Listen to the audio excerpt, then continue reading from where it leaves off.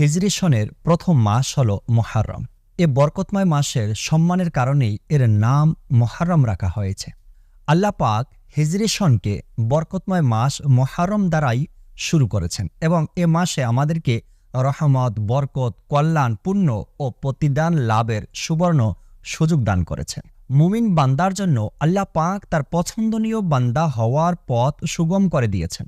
হাদিসে পাকে মুহাররম মাসের নফল রোজা ও ইবাদতের সম্পর্কে বর্ণনা করা হয়েছে। যেমনটি হাদিসে পাকে বর্ণিত রয়েছে, যে ব্যক্তি মুহাররম মাসে এক দিনের রোজা পালন করল, তার জন্য প্রতিটি রোজার বিনিময়ে ৩০টি করে নেকি রয়েছে। অতঃপর অপর এক হাদিসে প্রিয় নবী সাল্লাল্লাহু তাআলা আলাইহি ওয়াসাল্লাম ইরশাদ করেন, রমজান মাসের রোজার পর সবচেয়ে উত্তম রোজা হল মুহাররমের রোজা এবং ফরজ নামাজের পর সবচেয়ে উত্তম নামাজ হল কিয়ামুল লাইল অর্থাৎ রাতের নামাজ।